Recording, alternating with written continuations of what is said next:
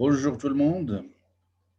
Je vais commencer cette troisième séance en reprenant cette diapositive sur laquelle je me suis tardé longtemps l'autre jour.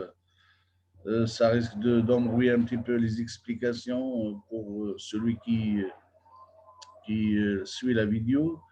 Alors je vais la reprendre en donnant des explications le strict minimum possible parce qu'il y a trop de choses à dire sur la diapositive. Je dirais presque la totalité du cours de raffinage est rassemblée dans cette diapositive, si vous voulez. Mais sinon, donc, vous avez ici quatre types de processus. Alors, vous avez le processus de séparation, voilà, en bleu, processus de conversion, processus de traitement, processus de mélange et processus auxiliaire. Bien, dans d'autres références, dans d'autres, je dirais, documents, vous allez trouver qu'il y a seulement quatre types de processus. Processus de séparation, processus de conversion, de traitement. Et puis le quatrième, c'est la réunion entre le processus de mélange et les processus auxiliaires. Donc, les deux sont donnés comme processus auxiliaire. C'est bien. Alors, ici, vous avez cette partie-là, ça concerne le pétrole brut. Elle donne ici l'Arabian Light, donc l'arabe léger. Eh bien, dans ce pétrole, comme on peut le constater, il y a 1% de gaz, 22% d'essence, kérosène 9%, gazole c'est 27%, coupe lourde, c'est-à-dire le résidu à pression atmosphérique, eh bien, représente 41%. Donc 41%, normalement, si on ne cherche pas à la traiter convenablement, eh bien, ça serait donc 41% du brut qui serait perdu, enfin, perdu ou bien qui ne serait pas valorisé, et par conséquent, ça serait quand même une perte. C'est pour cela que vous avez ici ce qu'on appelle le résidu, cette partie-là, cette coupe lourde, c'est là. Eh bien, elle est traitée dans une autre unité de distillation. Et c'est donc cette partie-là, ça s'appelle résidu atmosphérique qu'on va traiter dans une unité de distillation à pression réduite. Pression réduite, pourquoi? Ben, tout simplement pour favoriser l'évaporation ou bien le passage de particules lourdes dans la phase gazeuse à des températures basses, ou bien à des températures plus basses que leur température d'ébullition à pression atmosphérique. C'est bien. Donc, ces quatre parties, enfin ces différentes parties du brut, va être donc la première partie ou bien la première coupe, on parle de coupe aussi, la première coupe la plus légère, ben c'est un mélange, je dirais, entre le gaz et l'essence. Donc, c'est de C1 jusqu'à C10. Je rappelle que le nombre C1, C10, eh bien, ça représente tout simplement le nombre de carbone dans la molécule. Et puis, vous avez la kérosène, c'est entre C10 et C13, le kérosène, pardon, C10 et C13, la gazole, C13 et C20 jusqu'à C25, et puis le reste, eh bien, les autres molécules, souvenez-vous que la masse moléculaire des concessions du pétrole peuvent aller jusqu'à 2000 grammes par mol. Donc, toutes ces molécules qui ont des masses supérieures, je dirais à 25, plutôt un nombre d'atomes qui est supérieur à 25 bien resteront, je dirais, dans le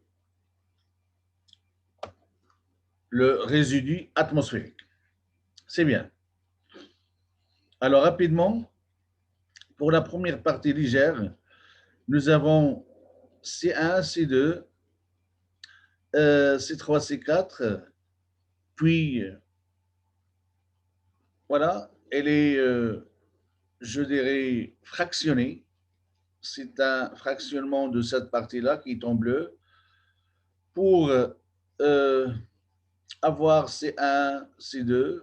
C1, C2, c'est l'éthane et le méthane, par exemple, qui vont être utilisés dans les fours de la raffinerie. Les fours de la raffinerie, c'est pour produire de la chaleur et Dieu sait combien a-t-on besoin de la chaleur pour chauffer les différentes parties des unités de différents processus au niveau d'une raffinerie. C'est bien. Donc, par après, vous avez le propane et le butane. Alors, le propane et le butane sont les deux gaz, si vous voulez, qu'on utilise dans les bonbonnes à gaz dans les cuisinières. Pour ces quatre, le butane, vous avez soit le butane commercial comme le propane, ou bien il intervient aussi dans je dirais, l'alkylation, le processus d'alkylation pour être intégré dans la formation de l'essence. Donc, carburant auto, attention, carburant auto, ce n'est pas de l'essence seulement, il y a des autos aussi qui utilisent le diesel, donc le gazole. Mais sinon, donc, ce carburant qui est l'essence, enfin, comme vous pouvez le voir ici, il y a différentes sources de la partie la plus légère, telle que le butane par exemple, jusqu'à les parties les plus lourdes, telles que, par exemple, ici, le craquage, plutôt le résidu atmosphérique qui va être distillé, enfin fractionné aussi, et ça donne donc un résidu sous vide. Donc ça, on ne peut rien faire, on ne peut pas le faire passer dans la phase gazeuse. Donc, c'est un résidu qu'on va traiter d'autres manières pour essayer de le valoriser. Sinon, vous avez donc du côté partie résidu atmosphérique, eh bien, on va voir 22% de distillat et ces 22% contiennent donc de C20 jusqu'à C50 qui vont passer soit par le craquage catalytique FCC ou bien l'hydrocraquage. Et c'est de là, bien sûr, on peut avoir, donc pour le craquage catalytique, eh bien, il y a une partie la partie la plus légère, bien sûr, va être destinée à la formation de l'essence. Pour les hydrocraquages aussi, il y a une partie aussi qui va vers l'essence. Où est-ce qu'il est? C'est là. Voilà. Sinon, donc, je dirais, la formation de licence, eh bien, je dirais, c'est une composition assez complexe et qui utilise toutes les coupes, je dirais, de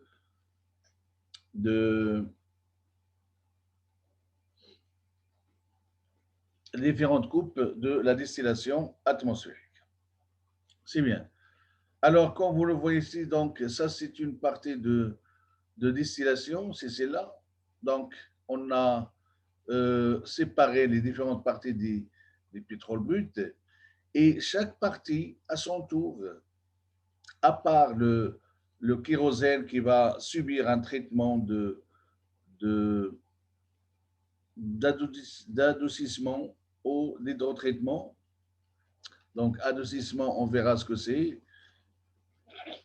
Hydrotraitement, c'est pour éliminer le soufre. Et l'adoucissement, eh bien, c'est de transformer des composés qui contiennent du soufre en d'autres composés qui contiennent du soufre, mais qui ne présentent pas le problème que présentent c'est les premiers, je dirais, les contaminants de départ. On le verra par après. Sinon, donc, vous avez chaque partie, que ce soit cette partie-là, la partie la plus légère, eh bien, il va être séparé, comme on peut le voir ici, eh bien, 1, 2, 3, 4 et 5 parties. Kérosène, donc soit l'adoucissement, l'hydrotraitement, ou bien l'hydrodésulfuration. Mais sinon, donc, c'est-à-dire le kérosène utilisé dans les moteurs avions, eh bien, pardon, ça vient directement du kérosène. Si ce n'est une partie du kérosène qui va être traitée pour être intégrée dans le gazole, cette partie-là. Donc, le gazole, c'est entre C13 et jusqu'à C25. Il y a le léger et il y a le lourd. Alors, le tout va être désulfuré, donc éliminer le soufre. Une partie va être intégrée dans oui, la totalité, je dirais, va être intégrée dans le gazole.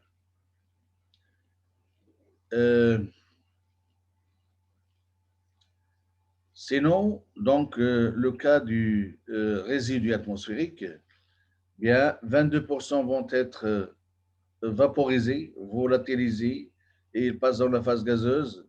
Et après cela, il y a des traitements de craquage, soit l'hydrocraquage ou bien craquage catalytique FCC. Sinon, ben, pour la toute dernière partie, c'est le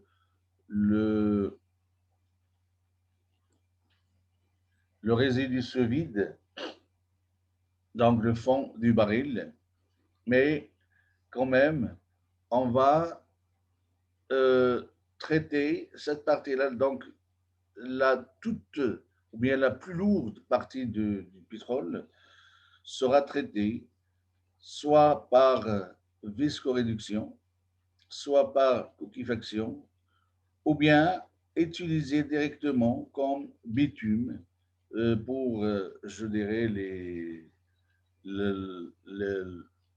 comme ingrédient, bien comme matériaux dans la préparation des routes, des pavés aussi. Bon, donc ici, ça c'est l'ensemble des transformations de conversion. Donc, unité de raffinage, mais je dirais plutôt unité de conversion. C'est amélioration de la qualité des coupes, fabrication des bases. Donc, isomérisation, reformage catalytique, adoucissement, hydrotraitement, hydrodésulfuration des gazoles, hydrocraquage, craquage catalytique, viscoréduction et coquifaction pour former du coq. D'accord? Sinon, une partie va être produits légers craqués à purifier. Alors, ces produits légers, eh bien, ils vont être destinés dans cette première partie-là. Avant de laisser cette diapositive, il y a quand même un certain nombre de consignes à respecter pour les différents produits. Je prends le cas de licence, par exemple, ou bien de carburant auto. Il y a la norme la plus recherchée, c'est ce qu'on appelle Research Octane Number, ou bien l'indice d'octane. Alors, cet indice d'octane, doit être, enfin, normalement, maintenant, on a des licences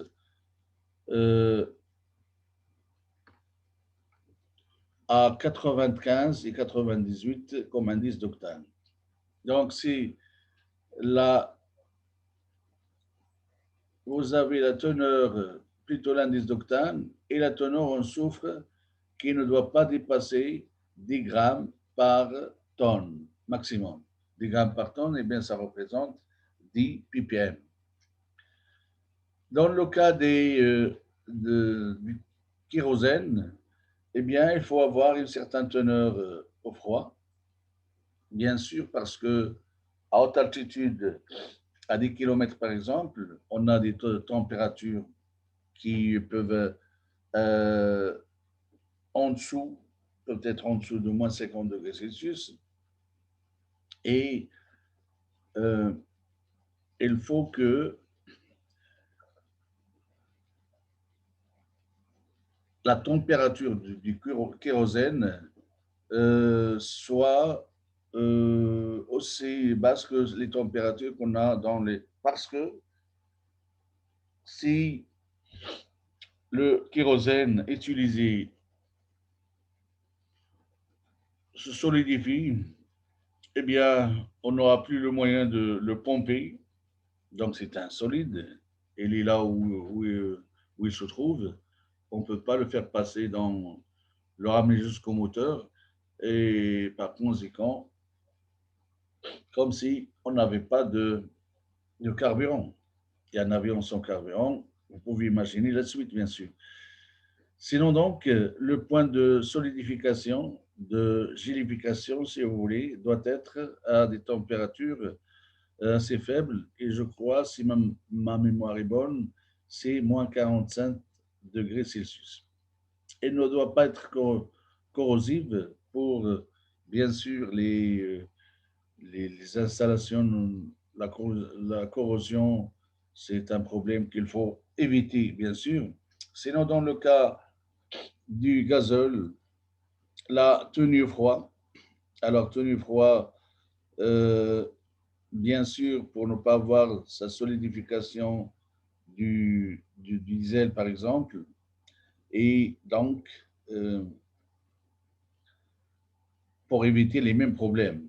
Non, on n'est pas à la température de moins 50 degrés Celsius, mais quand même, parfois, pendant l'hiver, on peut avoir des températures qui sont de l'ordre de moins 16, moins 30, et ainsi de suite. Donc, il faut qu'il tienne au froid. Teneur en soufre, 10 grammes par tonne maximum pour le gazole. Eh bien, c'est la même chose que l'essence ici. Et là, pour le diesel, on parle d'indice de cétane et on verra ce que c'est que par après. Alors, pour les fuels lourds, il y a le problème de viscosité, la teneur en soufre. Et pour les bitumes, il y a la pénétrabilité, c'est-à-dire sa capacité de pénétrer entre les différents matériaux constituant enfin, la, la route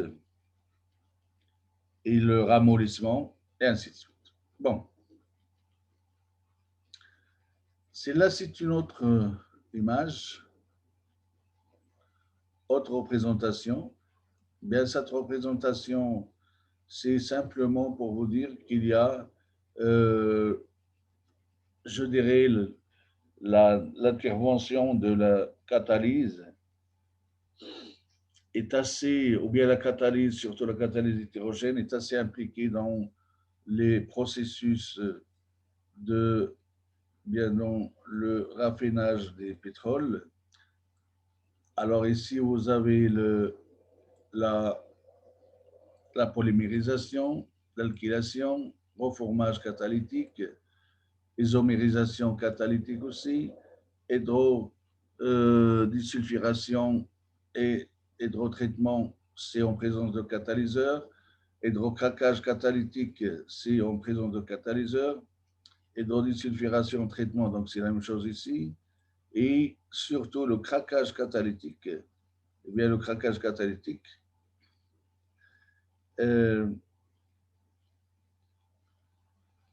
c'est en présence de catalyseurs et ainsi de suite. D'accord? Alors, ici aussi, qu'on peut le voir, enfin, il y a le pétrole brut. Donc, je viens rapidement répéter ce qu'on vient de voir dans la diapositive précédente. Mais comme ici, par exemple, il y a cette unité de dessalage. L'unité de dessalage, c'est une unité pour nettoyer le pétrole. Nettoyer le pétrole, enlever les sels minéraux, l'eau et tout ce qui ne va pas être utile dans la suite. eh bien, on va l'éliminer par salinité de dessalage. Le pétrole brut dessalé, eh bien, dans la tour de distillation atmosphérique, pour avoir la séparation des gaz, ça, ici, dans cette représentation, eh bien, on donne différentes coupes un peu différentes par rapport à la précédente. Donc, vous avez les gaz d'une part, d'accord? Et puis pour le nafta, il y a nafta léger, nafta lourd, puis il y a le kérosène comme tout à l'heure.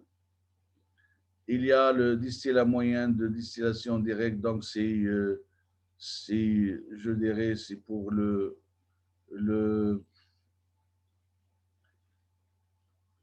la partie correspondant au gazole. Ici aussi, c'est la partie 7.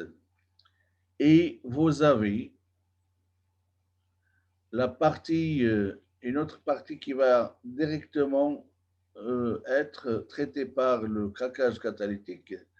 Sinon, le reste, le fond de la tour de séparation, de la colonne de séparation, de distillation, si vous voulez, eh bien, elle va être injectée dans une autre tour de distillation, ici. Mais c'est une distillation sous vide. On verra pourquoi nous avons utilisé le vide pour cette distillation, tout simplement, comme je l'ai déjà expliqué, eh bien, pour diminuer la température d'ébullition des différents constituants du pétrole. Alors, dans la distillation sous vide, bien sûr, le tout ne va pas être évaporé. Il y aura quand même un résidu atmosphérique, plutôt un résidu sous vide. Voilà, c'est ça. Donc, le résidu sous vide. Ce résidu sous vide, eh bien, elle va quand même subir un autre certain traitement pour améliorer et, trouver enfin le transformer en produit commercial. Voilà. Alors ici, on a plus de détails en ce qui concerne les différents produits. Par exemple, ici, il y a les paraffines, les graisses qu'on utilise dans le graissage des pièces mécaniques en mouvement pour éviter bien sûr le frottement. Les lubrifiants, eh bien, sont des huiles qu'on utilise par exemple dans les moteurs à combustion. Les mazoutes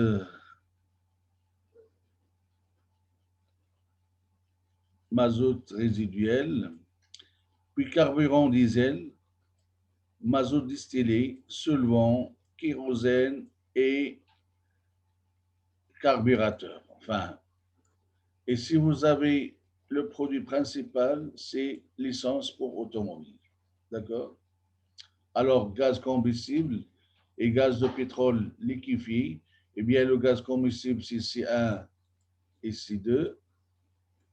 Et gaz de pétrole liquéfié, eh bien, c'est C3 et C4. Bon,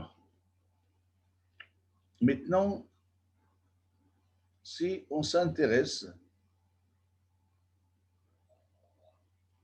au traitement chimique en raffinage, souvenez-vous que la séparation ou bien la distillation sont des traitements physiques. Eh bien, vous avez des traitements qui servent à ajuster les quantités. Donc, dans l'essence, par exemple, on doit avoir un certain pourcentage en masse, en volume d'un type de constituant, ou bien ce pourcentage, je dirais, de la constitution de licence, eh bien, elle doit être respectée pour avoir, ou bien pour respecter les normes imposées pour le produit. Alors, vous avez le craquage, l'ajustement de quantité. On fait varier les quantités. On passe d'un type de produit et l'on transforme à un autre type de produit pour ajuster les quantités qui se trouvent dans l'essence, par exemple. Vous avez donc viscoréduction, c'est de réduire la viscosité, le craquage thermique, la coquifaction, craquage catalytique, hydrocraquage, l'alkylation et la polymérisation sont toutes des transformations qui s'accompagnent, je dirais, de la transformation chimique. On transforme la matière première en d'autres substances qui ont plus de la valeur pour constituer les différents produits finaux du pétrole. Sinon, dans le cas de l'isomérisation, reformage et l'hydrogénation, eh bien, on reste avec le même nombre d'atomes de carbone, sauf que on change de structure. Par exemple, l'isomérisation, eh bien, c'est la structure de la molécule qui change. Reformage, eh bien, c'est, je dirais, en tout cas, ces deux-là, eh bien, c'est pour améliorer l'indice d'octane. L'hydrogénation profonde, c'est l'indice de cétane qui est concerné. L'alkylation polymérisation, réduction de la production de distillats légers. Donc, il y a de distillats légers, c'est-à-dire une partie légère comme distillat. Eh bien, on va lui appliquer l'alkylation ou bien la polymérisation pour réduire la quantité de produits légers. Sinon, la réduction pour le craquage, ou bien l'hydrocraquage, ou bien le craquage catalytique, c'est plutôt pour réduire la production de distillats lourds. Il y a des parties où vous avez un distillat lourd, eh bien, on va essayer de réduire leur quantité, en cassant des liaisons CC, par exemple, en passant d'un nombre d'atomes de carbone élevé à un nombre d'atomes de carbone plus petit. Alors que pour l'alkylation et la polymérisation, c'est le contraire, c'est-à-dire on passe de molécules légères à des molécules qui ont un nombre d'atomes de carbone plus élevé. Et ici, c'est donc viscoréduction, craquage thermique, coquifaction, eh bien, ce sont plutôt pour réduire la quantité de résidus. Alors, comme ici, ben, je dirais, ce tableau reprend les différents traitements ou bien les différents processus. Le but, donc le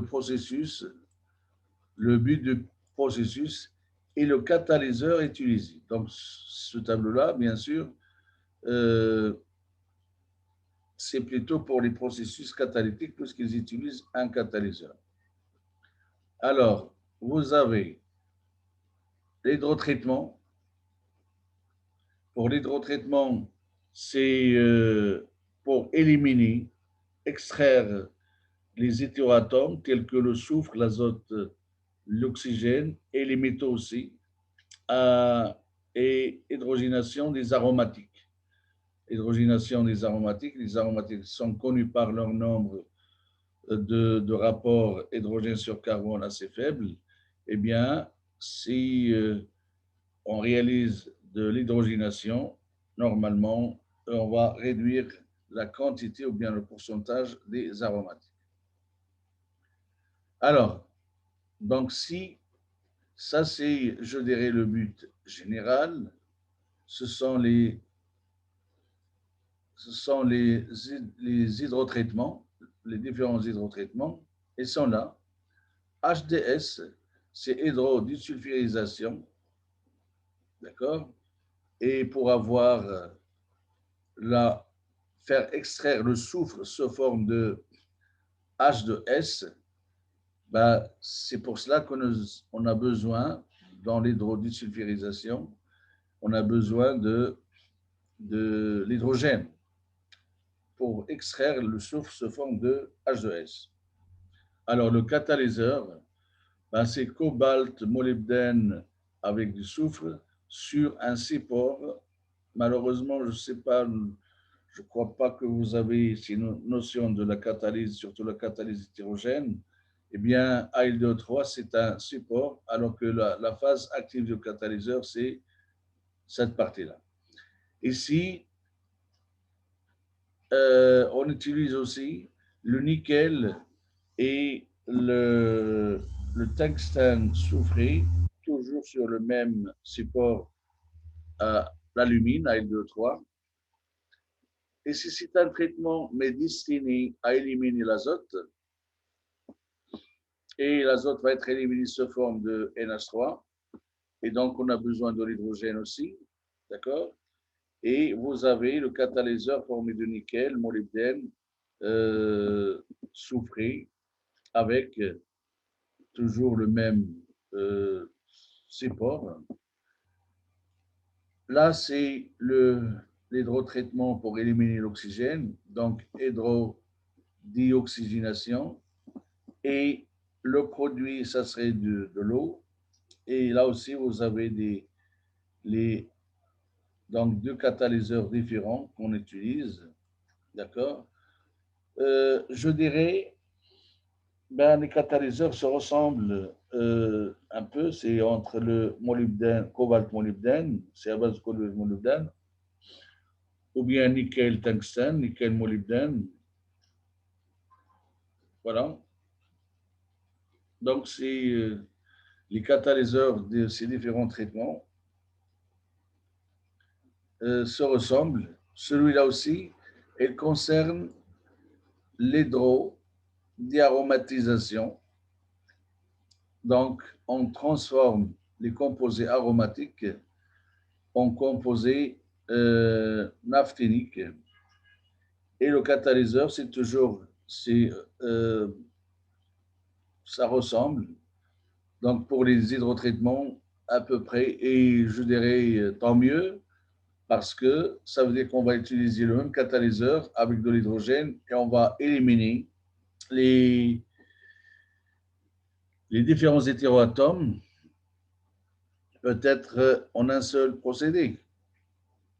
Alors, vous avez HTM, hydrodématisation, donc les métaux sont extraits sous forme de sulfide métallique.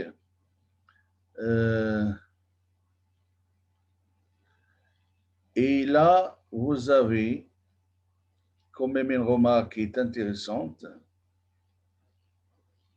Voilà. Et cette remarque, eh bien, le matériau solide ici, NEMOS ALO3, eh bien, il est utilisé sous forme de comme adsorbant, c'est-à-dire il va fixer les composés contenant les métaux et non pas les transformer chimiquement.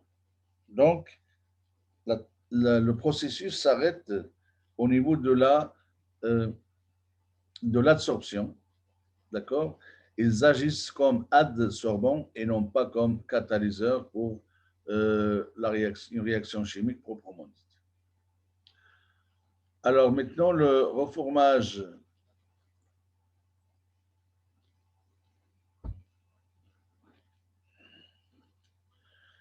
Bien, vous avez ici là, les catalyseurs changent quand même. C'est le platine rhénium, c'est porté toujours sur l'alumine. Platine iridium, donc sont des catalyseurs bimétalliques. Et le reformage, eh bien, c'est la conversion, la transformation de naphta en high quality gasoline, c'est-à-dire la naphta, elle va la transformer en d'autres substances, je dirais, qui ont un indice d'octane, Hague number, octane number, donc qui ont un indice d'octane plus élevé. Et souvenez-vous que l'essence doit être avec un indice d'octane au-delà de 95. Donc, si on se trouve avec une partie de nafta qui n'est pas, qui a un indice d'octane assez faible, eh bien, on va appliquer ce qu'on appelle le reformage pour avoir d'autres molécules, donc transformer ces molécules en d'autres qui vont avoir un indice d'octane qui est plus élevé. L'hydrogène, bien sûr, c'est un byproduct, donc c'est un produit secondaire, mais c'est un produit secondaire qui est largement utile pour la raffinerie, surtout dans l'hydrotraitement et l'hydrocraquage et la conversion des résidus. D'accord? Donc, le but principal, c'est de transformer, c'est de faire augmenter le nombre d'octane, octane number, ou bien l'indice d'octane. Et à côté, il y a la production d'hydrogène. Et cet hydrogène, ce n'est pas un problème parce qu'on va l'utiliser pour les hydrotraitements et les hydrocraquages et la conversion des résidus. Alors, hydrocracking, c'est la conversion du vacuum gaz into transportation fuel with hydrogen in a combination of hydrotrating, hydrogenation and acidic cracking using hydrotrating of dedicated. Résumé, eh bien, normalement, l'hydrocraquage qu'on va l'utiliser en présence d'hydrogène, eh bien, c'est pour ajuster la composition de certains constituants en cassant la liaison CC pour avoir une combinaison de composés qui vont être, je dirais, dans la formulation de l'essence plus important, plus intéressant que la matière première transformée. Alors, comme catalyseur, vous avez des catalyseurs bimétalliques.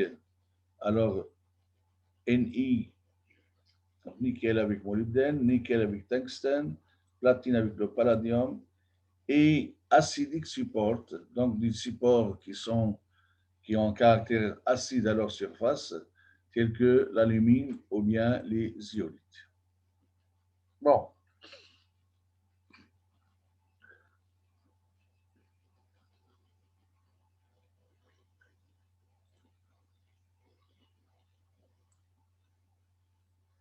Vous avez le mild hydrocracking, eh bien, c'est, je dirais, c'est un hydrocraquage à pression, à faible pression. C'est une version d'hydrocraquage à faible pression. Hydrowaxing, bien, c'est l'élimination des paraffines.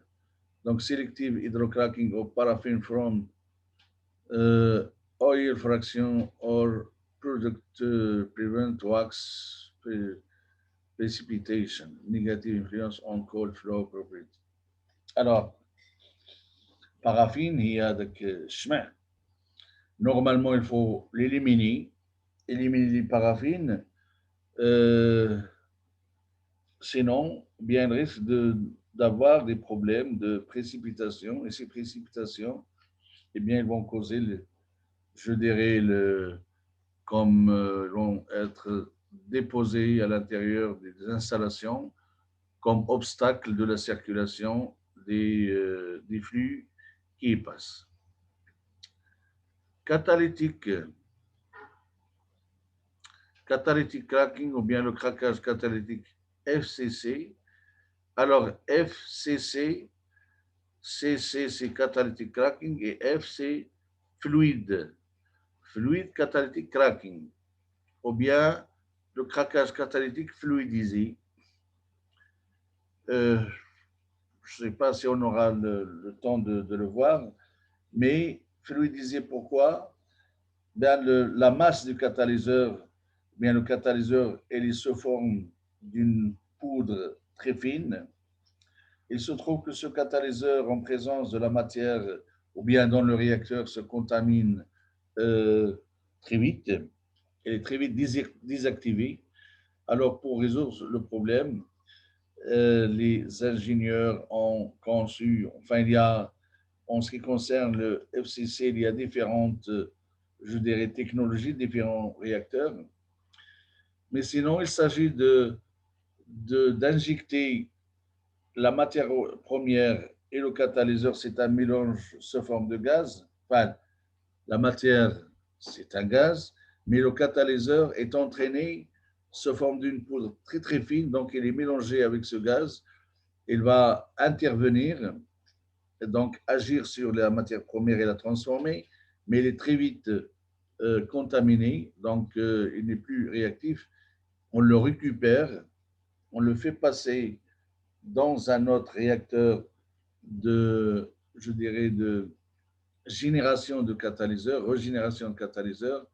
On va tout simplement le chauffer en présence d'hydrogène et d'oxygène, pardon, et puis le cycle est fermé. Donc, on va, à partir de ce réacteur de traitement du catalyseur, on va on va le réinjecter dans le réacteur et ainsi de suite. Je crois qu'on a des schémas enfin, si on a l'occasion de le voir, pour le montrer correctement. Et le catalyseur, ils sont des zeolites euh, de type Y. Et vous avez finalement les hydroconversions des résidus. Ben, c'est pour éliminer le soufre, pour avoir cette partie-là, la transformer et l'utiliser comme matière première pour FCC et l'hydrocraquage. C'est bien. Alors maintenant, on va revenir un petit peu en détail sur les différents aspects. Commençons par le dessalage. Alors le dessalage, eh bien, vous avez le pétrole brut qui arrive là. Ici, on a de l'eau. À partir de là. Et là, vous avez donc l'eau et le pétrole brut vont arriver ensemble ici, dans cette direction. Et là, cet ensemble que vous avez ici, il y a ce qu'on appelle cette mixing valve, ou bien c'est un mélangeur. Il sert à mélanger intimement l'eau et le pétrole, d'accord? Pour les mettre, je dirais, d'une manière, parce que le pétrole et l'eau ne sont pas miscibles, et donc les mettre en contact le maximum possible pour avoir, je dirais, pour que l'eau puisse être, euh, pour que l'eau soit mise en contact avec les sels et les différents contaminants qui se trouvent dans le pétrole et donc les extraire. Alors, comment va-t-il, les choses, comment se passe-t-il? Eh bien, ici, vous avez cette émulsion, je dirais. L'émulsion, ce sont deux substances qui ne sont pas l'eau et l'huile, par exemple. Eh bien, si vous prenez un récipient qui contient les deux, normalement, l'eau et l'huile, ils sont séparés en deux phases. Mais si on commence à agiter le récipient qui contient les deux substances, normalement, ce qu'on va voir, ce qu'on appelle une émulsion, c'est-à-dire des gouttelettes d'eau dans l'huile et inversement, des gouttelettes d'huile dans l'eau, et ça donne l'aspect comme s'il s'agissait d'un mélange homogène. Alors cette émulsion, elle va être entraînée à l'intérieur ici, et là vous avez cette forme de cône qui va faire que elle va diffuser, voilà, en suivant la flèche ici par exemple, et la flèche là, d'accord. La matière première ou bien cette émission va être diffusée de cette manière et finalement, voilà, ici vous avez ce cône, eh bien c'est la vanne de diffusion. Une fois que l'émission part dans sa direction et dans sa direction aussi, enfin toutes les directions sont équivalentes puisque cette vanne, elle est, je dirais, circulaire. Et qu'est-ce qu'on va voir? Eh bien, l'eau va descendre alors que le pétrole va remonter. Pourquoi l'eau va descendre? Elle ne peut pas dépasser cette limite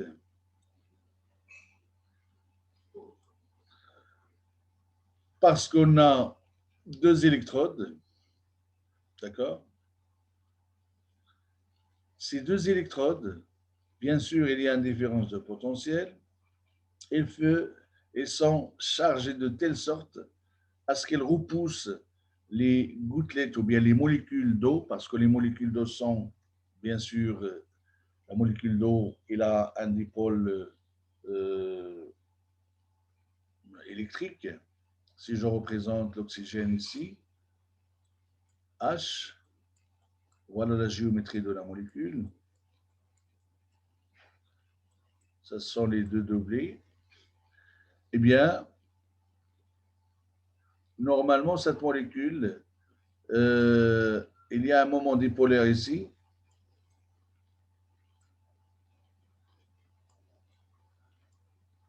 Et les deux, ça donne un moment dipolaire comme ça. D'accord? Donc, autrement dit, il y a le centre de gravité des charges positives ne coïncide pas avec le centre de gravité des charges négatives. Et de cette manière, on a donc le moment dipolaire de la molécule. Donc, la différence de potentiel ou bien ce qu'il y a entre les deux électrodes vont être installés de telle sorte que les molécules d'eau vont être repoussées vers le bas. Et en repoussant les molécules d'eau vers le bas, eh bien, vous avez seulement de pétrole brut qui est vers le haut, alors qu'ici, c'est un mélange. Il y a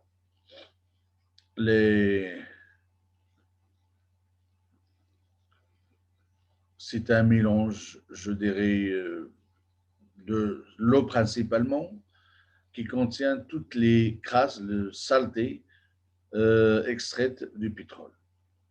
Vous avez ici encore, donc ça c'est, je dirais, la partie là, c'est pour éliminer l'eau, d'accord? Parce que bien sûr, on est en train d'introduire de l'eau à partir de là, ben, il faut quand même éliminer l'eau, sinon tout le système va être rempli avec de l'eau et ça ne serait pas, je dirais, ça ne serait pas, enfin, pratiquement, ça serait impossible. Et si vous avez l'arrivée de la vapeur d'eau, cette arrivée, elle rentre là et là. Pourquoi?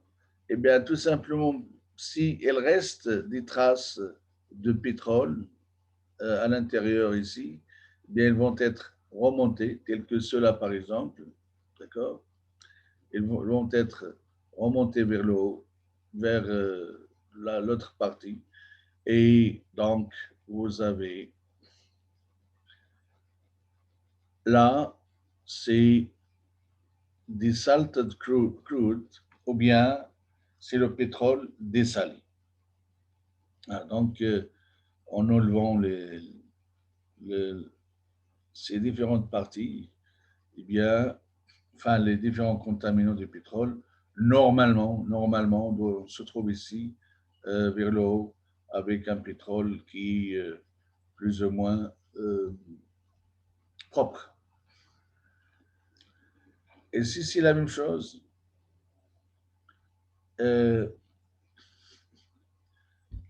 c'est exactement le même schéma, on a la même représentation. Qu'est-ce que je peux dire?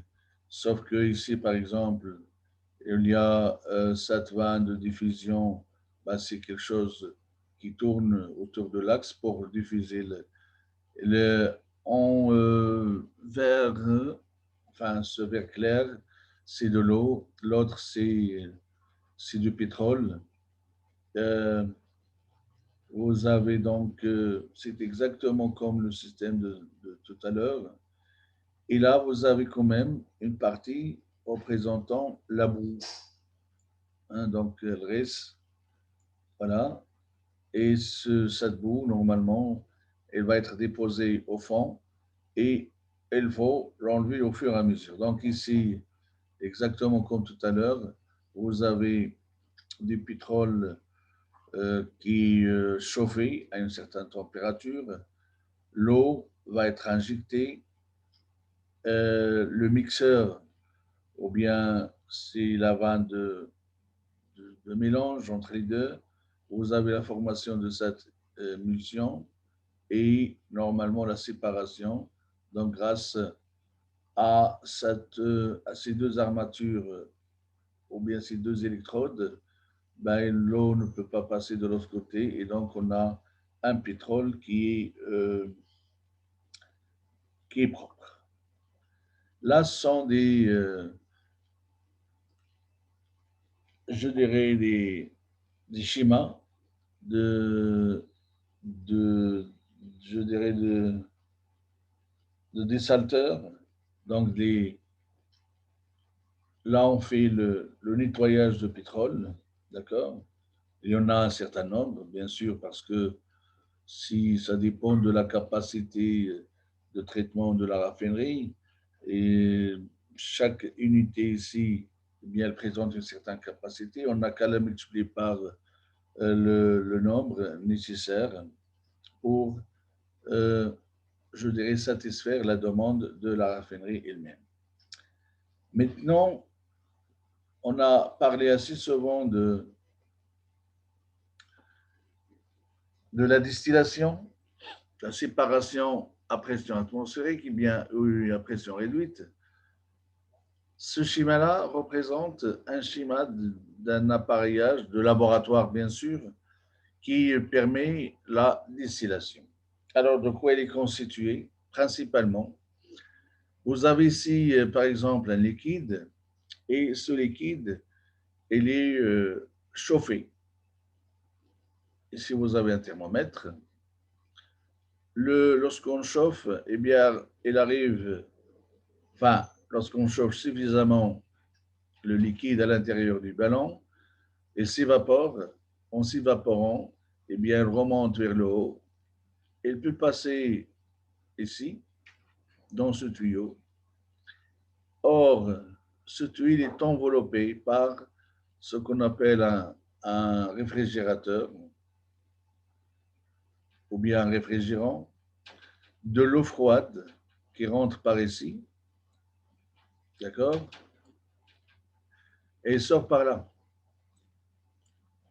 Donc, la température ici, c'est vraiment la température de l'eau qui est à la température ambiante. Ici, peut-être, la température elle est plus élevée, mais en tout cas, à cet endroit, ou bien, je dirais, à l'intérieur du tube on a au milieu, au centre, eh bien, la vapeur va se condenser pour redevenir liquide et récupérer dans ce petit récipient. D'accord? C'est bien. Alors, maintenant, ça c'est le cas, je dirais, d'un seul constituant. Supposons qu'il y a deux constituants A et B et que ces deux constituants ont des températures d'ébullition différentes. Eh bien, que va-t-il se passer, par exemple, de l'alcool éthylique et de l'eau? L'alcool éthylique, température d'ébullition, c'est, je crois, 78. En tout cas, je crois que c'est inférieur à 80 degrés Celsius. Alors que l'eau, c'est la température d'ébullition, c'est 100 degrés Celsius. Eh bien, si on mélange les deux et on commence à chauffer, puisque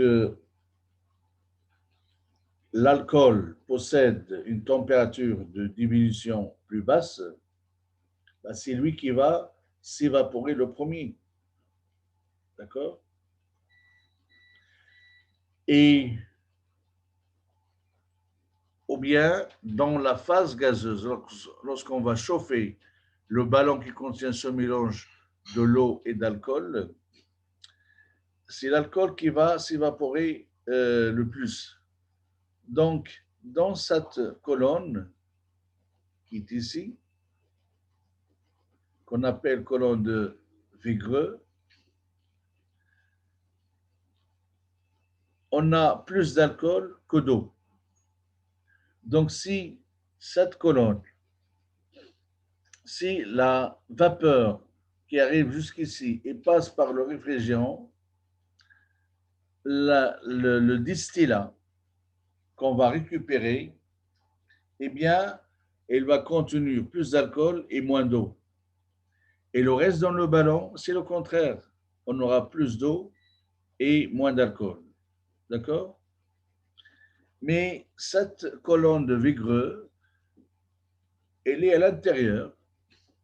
Elle sert, je dirais, à le même rôle que le réfrigérant. Sauf que le réfrigérant, puisque l'eau est froide, eh bien, on condense presque la totalité de la vapeur.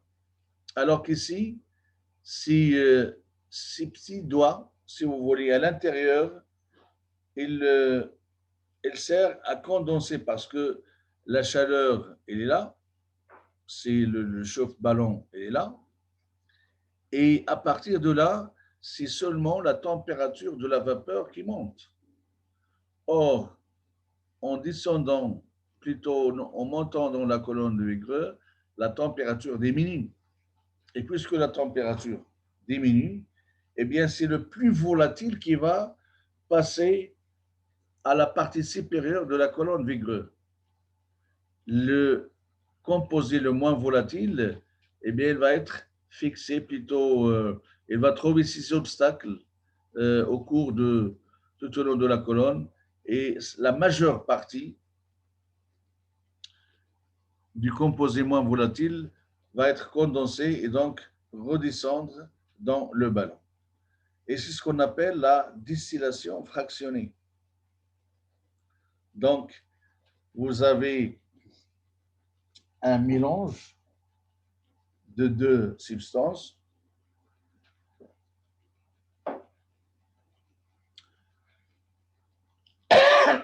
Pardon.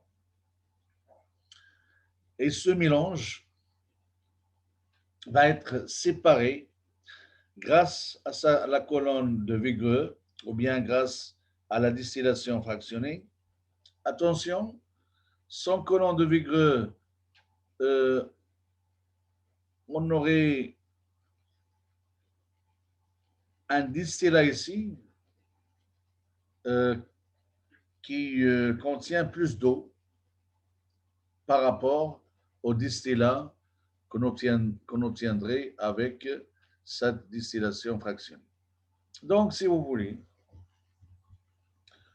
Au niveau de la tour ou bien de la colonne de distillation à pression atmosphérique, eh bien, on a quelque chose je dirais, qui ressemble à cet aspect de la colonne qu'on a ici. C'est-à-dire, on va introduire du pétrole brut chauffé à une certaine température de 380 degrés Celsius. Une fois injecté dans la tour, eh bien, les composés les plus volatiles auront tendance à monter dans la colonne, alors que les composés les plus lourds, eh bien, ils auront la tendance à faire le contraire, c'est-à-dire descendre de la colonne. En principe, donc, on va séparer les différentes parties ou bien les différentes coupes concernant les constituants du pétrole, rien que euh, en faisant déplacer le, le pétrole, en injectant le pétrole dans sa tour où vous avez des obstacles ou bien ce qu'on appelle des plateaux. Alors, pour votre information, le nombre de plateaux, ça peut dépasser 50 plateaux, d'accord? Et ces plateaux, eh bien, d'une certaine manière, constituent un obstacle de passage vers le haut pour les liquides, mais ça permet quand même au gaz de suivre le chemin vers le haut de la tour ou bien de la colonne de séparation. Alors, comme vous le voyez ici,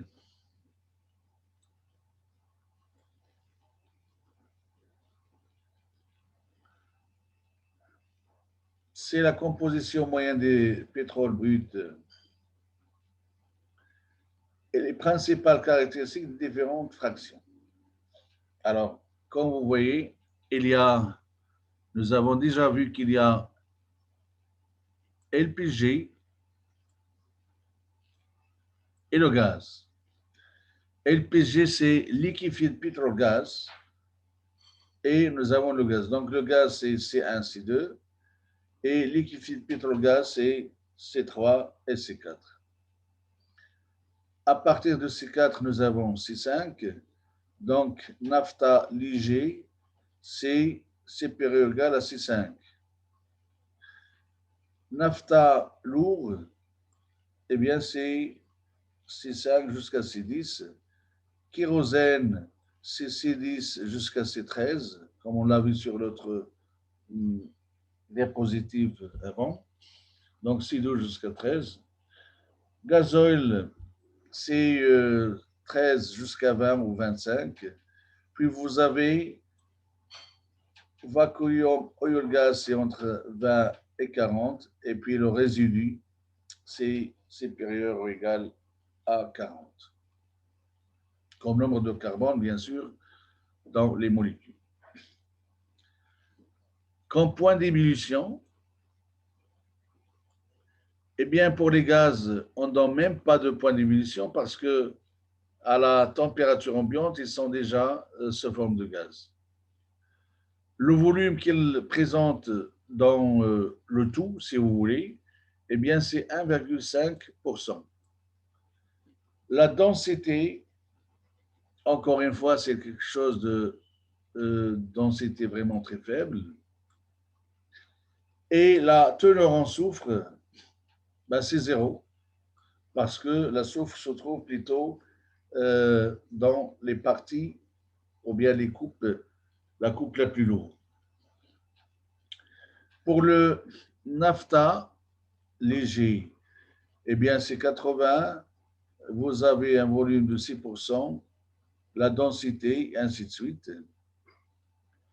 Et naphtha lourde, eh bien, c'est entre 80 et 70. Parfois, on récupère la coupe naphtha, d'accord? Et ce naphtha, eh bien, après, elle est séparée en naphtha lourde et naphtha léger. Et vous voyez comme quoi vous avez ici Le pétrole est chauffé à 380 degrés Celsius. D'accord? Donc, si de là, le gazole de la partie de la distillation sous vide, ainsi que les autres résidus, eh bien, vous voyez que on va récupérer une partie de 22%, d'après ce que nous avons vu dans les diapositives précédentes, 20% du résidu atmosphérique va être transformé en ce qu'on appelle VGO, vacuum gas oil. D'accord? Mais attention, la température de cette partie-là, c'est au-delà de 380, 360. On arrive jusqu'à 530 degrés Celsius. Alors, pour arriver à cette température, normalement, si on augmente la température, on assiste au problème de décomposition des molécules. Et pour arriver à cette température, bien sûr, on va utiliser la technique du vide, ou bien la distillation sous vide. Alors, ici, vous avez les différents pourcentages, et ainsi de suite. Donc, Platon va se baser sur la température d'ébullition pour séparer les différentes parties, ou bien les différents constituants, coupes de pétrole. Donc, comme produit comme produit,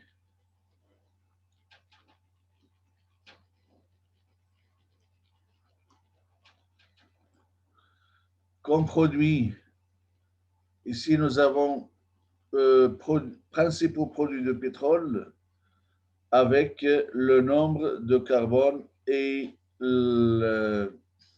les domaines je dirais, des températures d'ébullition. Bon, vous avez la première partie la plus légère, eh bien c'est entre moins 100 et 0 jusqu'à... Donc c'est cette partie-là. C'est liquefied petrol gas, d'accord? Puis, il vient le NAFTA. Et là, nous avons la gasoline ou bien l'essence pour automobile, jet fuel. Et attention, tous ces produits-là, eh bien, se trouvent à des atomes, ou bien au nombre d'atomes de carbone qui est inférieur ou égal à 20. Donc, les produits les plus recherchés, eh bien, c'est dans cette partie-là, le diesel, d'accord, kérosine, aviation, gasoline, et ainsi de suite. Sinon, par la pression, plutôt par la distillation pression réduite, eh bien, on récupère quand même les paraffines, l'asphalte, le coke, fuel lourd et je dirais l'huile de lubrification et la cire. D'accord? Donc, je dirais, ce sont les principaux produits qu'on peut extraire ou bien obtenir du pétrole. Mais sinon, il y a une partie, ça concerne, je dirais, la première distillation, et il y a une autre partie qui concerne la deuxième distillation. Mais attention, l'essence, ici par exemple, ben, il y a une autre partie qui vient de ce qu'on appelle le gaz, plutôt vacuum gasoil. D'accord? Et peut-être je vais me permettre d'aller revenir sur un schéma que nous avons déjà vu. Celui-là, eh bien, chaque trait comme ça représente la liaison entre les différentes parties. Et comme vous pouvez le voir, ou bien la précédente aussi, comme vous pouvez le voir, les différentes parties sont liées les unes aux autres. Et je reviens ici sur l'essence, par exemple. Eh bien, il est issu de 5 parties différentes. Le gazole de 3 parties différentes. Le fioul lourd, eh bien, de différentes parties, et ainsi de suite. Et donc, vous avez cette interconnexion entre les différentes unités d'une raffinerie. Bon,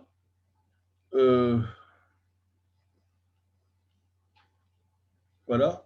Donc, ici, c'est, je dirais, une sorte de distribution des différents produits pétroliers par rapport à la température d'ébullition, donc le domaine d'ébullition, et je dirais le nombre d'atomes de carbone par, euh, par molécule, si vous voulez.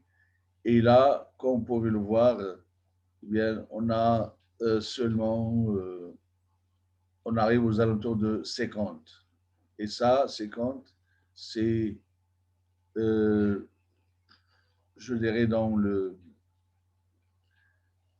Ou bien, je vais le dire autrement, la partie la plus utilisable du pétrole, seulement la partie légère, moyenne, et non pas cette partie qui, dans les molécules, dépasse un nombre d'atomes de carbone qui est assez important, au-delà de 50 par exemple.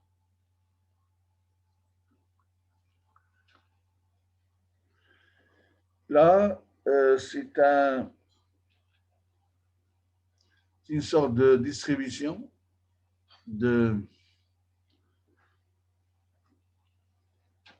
des différents produits, je dirais le comportement ou bien le volume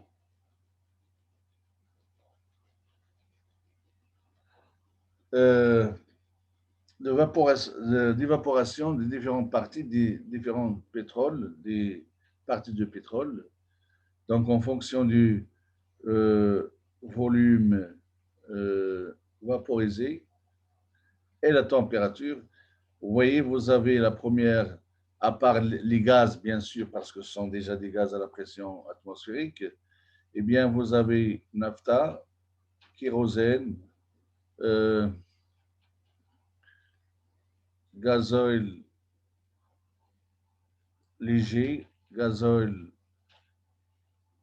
et c'est GPO parce que c'est une diapositive qui vient d'origine espagnole, comme vous voyez ici, courbas de distillation, crudo y productos.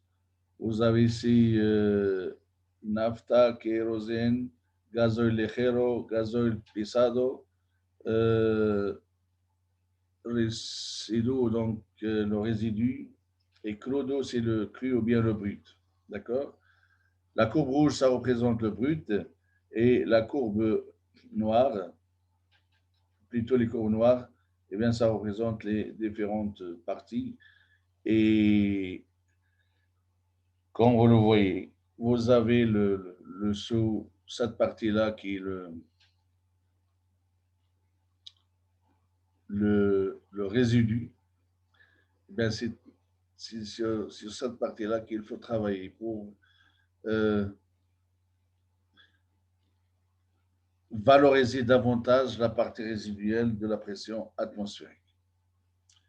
Voilà, je crois que je vais m'arrêter là et à la séance prochaine, Inch'Allah.